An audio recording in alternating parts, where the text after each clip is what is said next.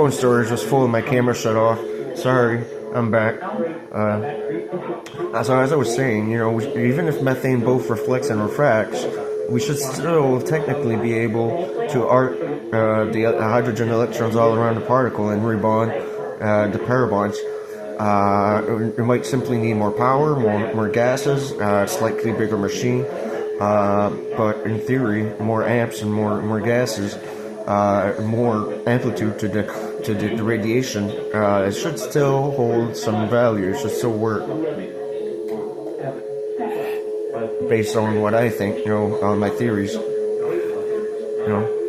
All we need to do is arc the electrons all around the methane particles and use radiation to rebond, restructure the fissure, similar to how it works in the testicles, yes.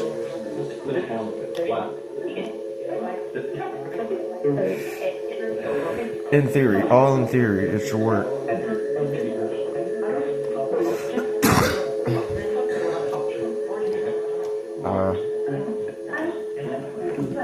And as I was saying, ghosts will show their presence sometimes with orbs or show themselves as a wisp because it takes a little less power for them to do so than a full apparition. They can still fully apparate. It just requires a lot more power for them to do it, to condense all the particles all around to reflect the light to show themselves. It does take a lot of power. It makes them weak to do it. And they have to recharge.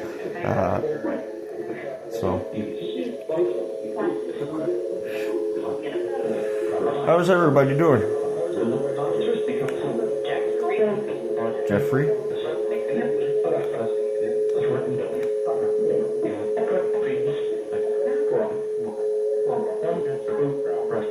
Wow.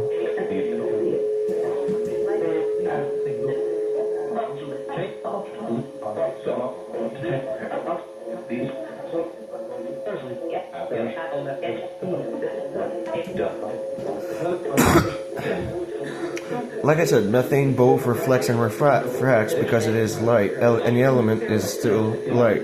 The same principles apply.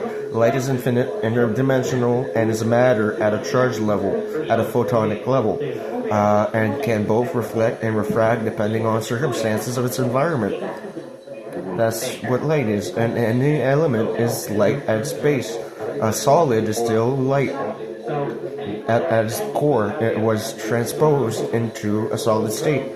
The photons just regrouped and condensed and created a solid. By transposing electrons. It's all a chemical or an electron disposition. Same as methane. It's simply a light source. All is light.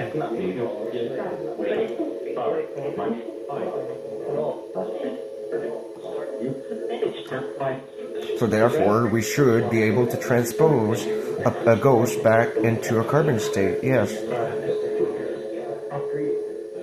By definition. In theory. It's a work in progress. We still need to research and do some testing and stuff. We still need to build a prototype, unless you have it built,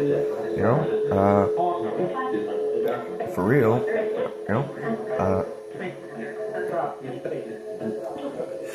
I'm guessing you're working on it, in the background, because people are talking about it.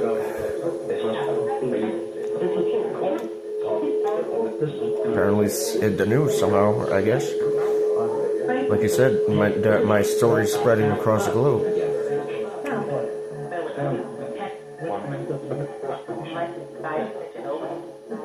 Hi.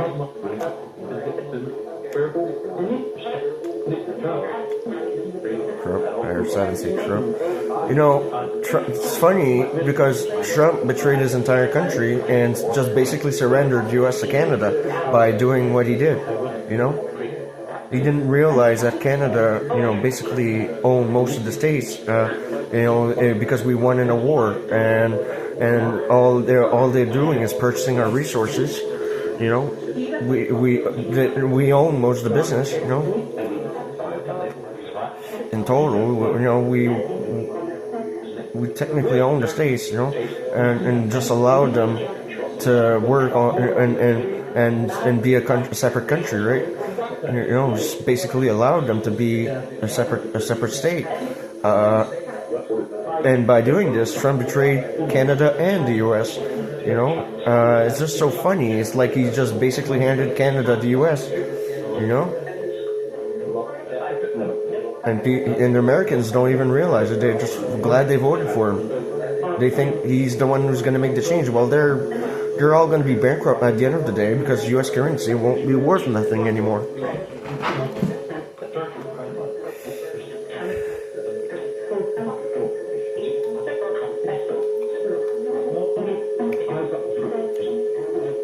He just surrendered their rights to vote. Period.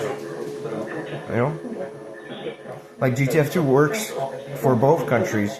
We serve both militaries, both the Canadian forces and the U.S. Navy. We're Black Ops. We have to work for both countries for NATO.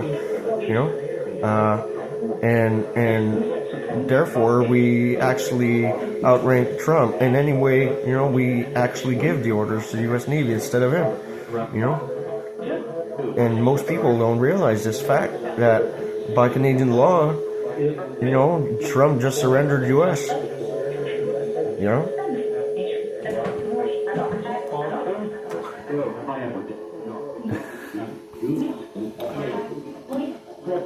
Trump will never be able to invade Canada because we control the military, And I just think it's funny, and you just keep swinging your dick around, Trump,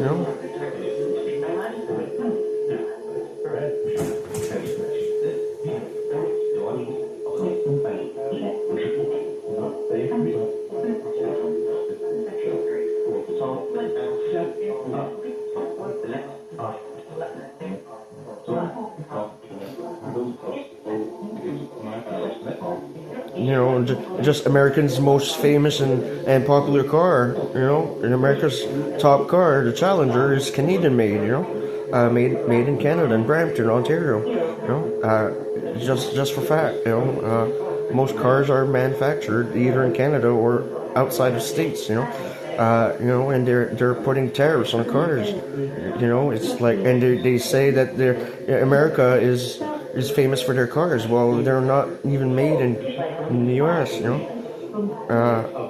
It is what it is. It's the same thing. Most of their resources come from Canada or Russia. And they're putting tariffs on our resources and charging more to the Americans. It's just going to bankrupt the states. And even if I choose not to annex the states, I may decide to just let states operate and keep their currency. I don't have to annex them, because it would bankrupt a lot of them. It is what it is. It's my choice. I'm the one who's leading right now. And on top of it, I'm apparently King of England. By definition, I would be in lead of three countries. And would create a monarchy for all three, That's what I think would be best, just allow the states to swap out in currency before just, ending that currency for Canadian funds or the English pound, and just turn Canada and states into a one royal monarchy, Therefore all belonging to England. To the English crown, and would still remove the right to vote, but might have a stronger union, military-wise and resources-wise, and might actually be more beneficial to all the people, if it's all one unit. It depends. It really depends. All I see is it could solve some problems, bring people closer together. That's all I see, and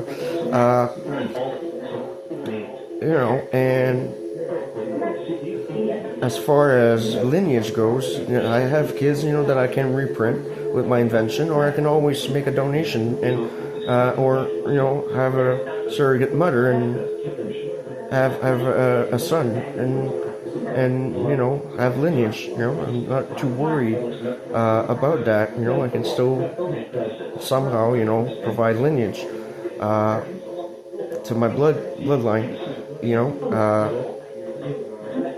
There you go. I'm not too worried.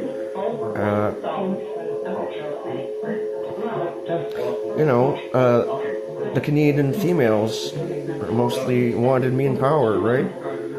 What you see on the elections, just to keep the states, a little dumb. They don't want to cause panic or stir, I think, but I was elected in emergency, current emergency, to be prime minister as serving for GTF2, right? So therefore annexing the US entirely, because the Canadian people voted for me, I guess, or wanted me to be in power. And I'm English royalty, it turns everything, the three countries, into a monarchy, and me being Justin Trudeau's son and him being Fidel Castro's legitimate son, possibly may inherit Cuba one day. I'm not sure. It depends on Fidel Castro and Justin Trudeau what they want to do. If they want to make me inherit Cuba, therefore me making it, another country added to the list. I don't necessarily want the power, but it might be a better option and unite these countries and have a better military force, and adopt one currency for all three, and have the same laws, change all laws to reflect the same in all three countries. I think it might be more fair, and would be a strong alliance, and we could better control the world and stop violence, period, like child abuse. We could definitely fight, have a better fight against other countries for wars and terrorism, and it might be beneficial. Plus, with my inventions, it will better society, and provide better solutions.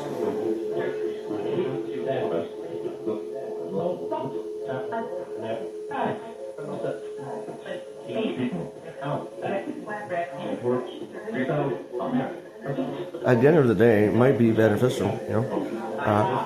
Granted, it will remove the right to vote, and I'm sorry about that. But at least you're gonna be put in good hands. I have a good heart. Deep down, at least you should know that it's not like you put someone bad in power. You put someone that actually has a good heart. And is willing to do the right thing in the world. So thanks, I guess. And by birthright, I mean I would still end up controlling England and Canada.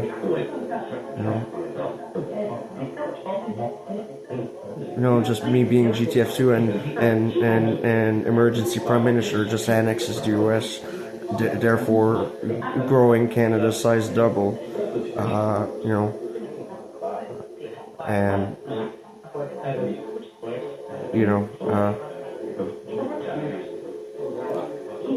there you go.